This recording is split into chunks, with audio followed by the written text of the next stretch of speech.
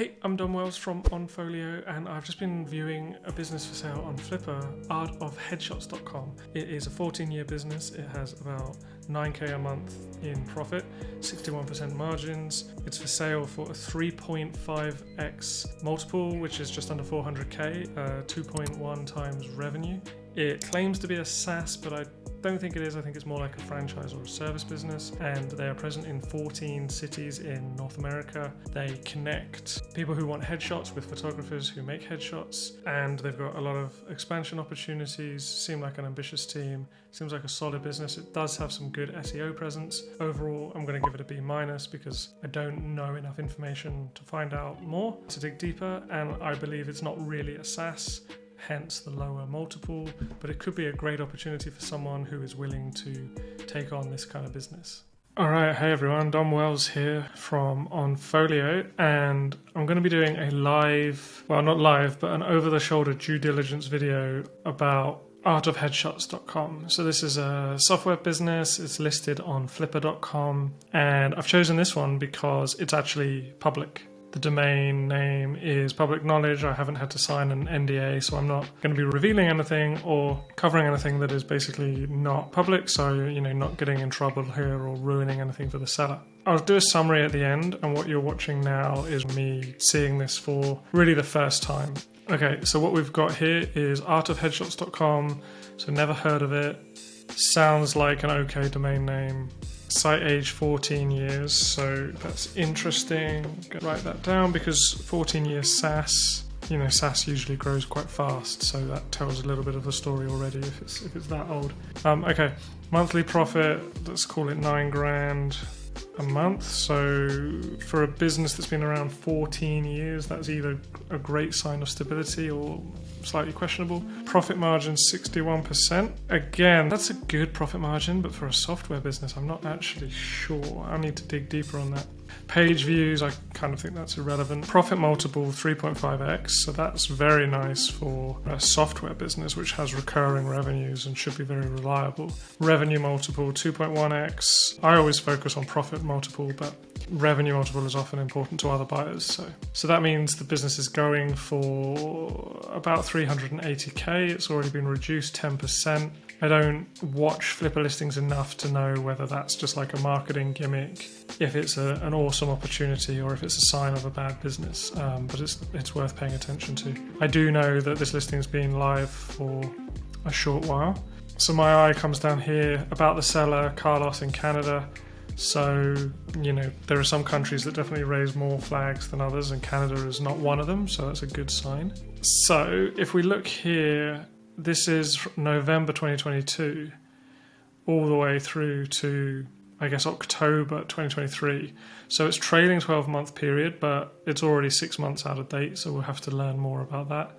Page views is up to last month, though. I'm recording this in March 2024, so I guess page views is automatically connected to Flippa, so it's all automatically up to date, whereas revenue, I guess they've needed to fill it out. So I don't know, does that mean this listing's been live for a while? Okay, so first thing I want to know is latest numbers. These numbers are 6 months out of date. So what are the latest numbers? But the other thing I want to do is look at the trend. So we see here up and down a bit, revenue 15, 22, 7.5, 25, 8.5, 20, 12, and then 7.5, and I guess it's around 9 in October. So it seems like it's getting more consistent. I can't really see a downtrend or an uptrend, maybe trending a little bit down. But if you really want to know the trend, you can, download the P&L and analyze it properly. But it's nice to get a kind of visual confirmation. Okay, so ArtofHeadshots is already a significant force in 15 cities. So essentially, it looks like it's a good business, but financial limitations have restrained the company's full growth potential. I find that interesting because it's not difficult to, raise money for a SaaS business even in 2023. So why did he not raise money if capital is the only thing stopping him growing? Now, that could just be he doesn't want to raise money. But that's definitely a question I would have. Like, why not go out to someone like Calm Capital and try and raise some money? I'm still trying to figure out exactly what it is. So they've got locations in big cities, Austin, Florida. Orlando, makes sense that they have a big Canada presence given the seller is Canadian. Okay, so it looks like it's a marketplace of sorts where, let's say I'm in Austin, Texas, and I want to get some headshots, corporate headshots, team photos. So now I'm looking at this thinking, well, this isn't really a SaaS, is it? Feels more like a service business that just has a few locations. Okay, so I'm going to write that one down.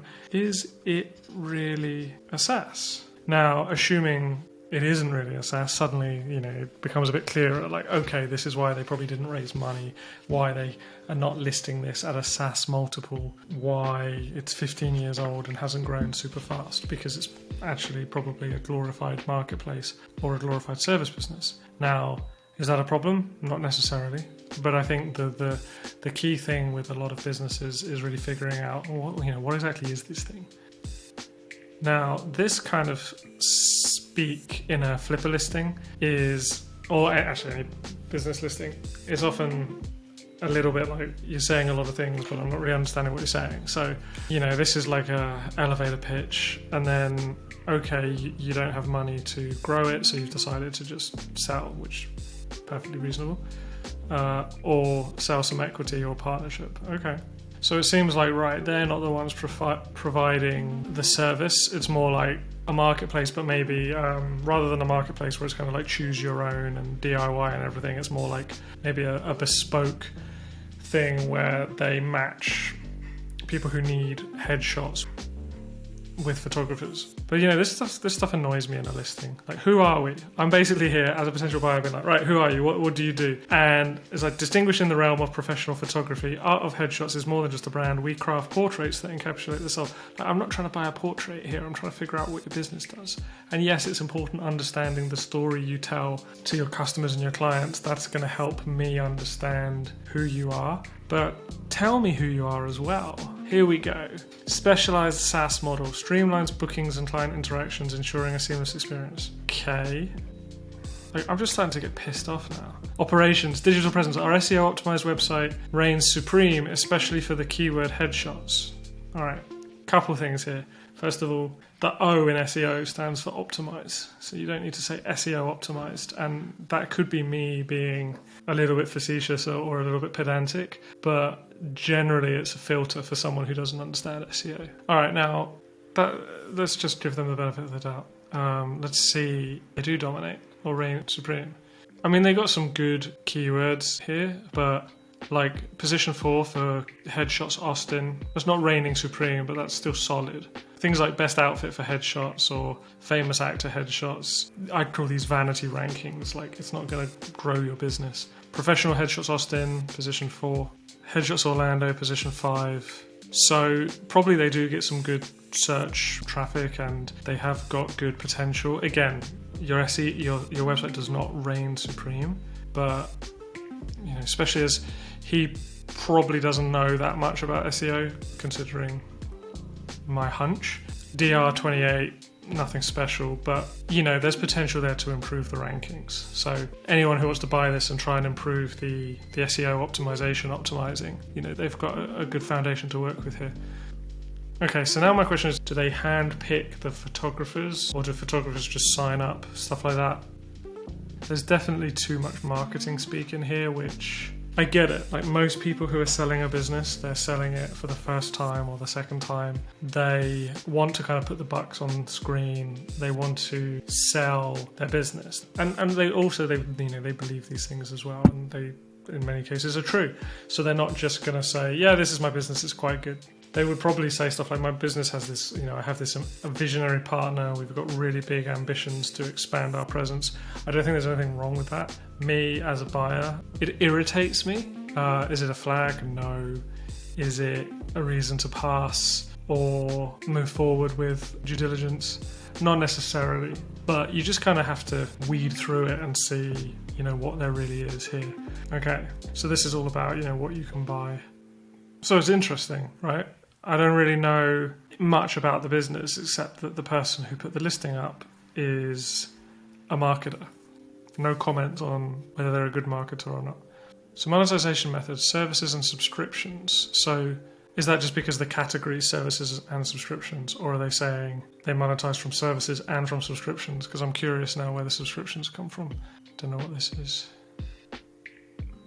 So the P&L here, it's yearly, which is annoying. Well, it's not annoying, yearly's helpful, but you need monthly to really get a feel for a business. But it's a good start. Head office is New York and San Francisco, interesting.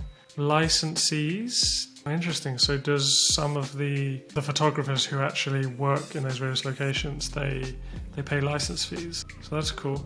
Expenses, salaries and benefits, 2.2 million from 12 million revenue. I don't know if this is actual, is this projections? Because it says year 1, year 2, year 3, 12, 25, 50. All locations. Okay. I think this is projections, not real P&L. So this is useful, but I'm going to skip this for now. Actually, one thing that's really great about Flippa is people leave comments that are public. It's a great way to learn how to do due diligence because people ask questions that maybe you hadn't thought of. So let's scroll down and see them. The questions I have, actually, just before I get bogged down in their questions, is I want to see the P&L, ideally monthly. I want to know how they onboard photographers or like open up a new city, how they actually operate. Because they say they're a SaaS, but I'm confused. Those are the main ones. You know, how do you expand? How much money is needed to expand into a new city? And then, you know, when you expand to a new city, do you get revenue straight away? Or, you know, do you sort of have to generate demand from people who want headshots before people will then pay you license fees or, you know, become one of your photographers or whatever? Yeah, kind of curious here. It's interesting. None of these questions are really questions. They're just people saying they're interested. I think for me, this business is a pass because it's too far outside my wheelhouse. But does that mean it's a bad business? I don't know. I don't know if it's a good business or a bad business. What I would like to find out is the answer to those questions. I'd like to see a P&L, which I don't know how to find. It might be something that needs the Flippa Pro. Yeah, it looks like if I had Flippa Premium, I can unlock that. So I'd want to see the P&L monthly, you know, how stable is the revenue? I'd want to know how exactly does it work with onboarding a photographer and like launching in a new city.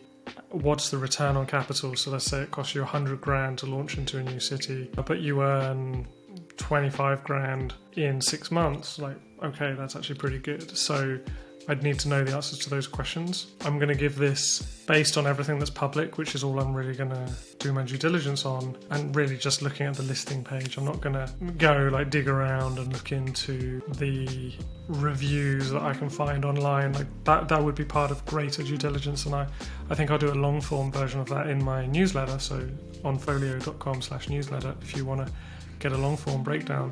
But I'm going to give this a B-, which is fairly an arbitrary score, but basically it's interesting, definitely not a scam. Well, it doesn't appear to be a scam in any way. The founder is overselling it in the listing, but that's just what people do when they're trying to sell their business. I think there's meat on the bone here, and if the right person could expand it.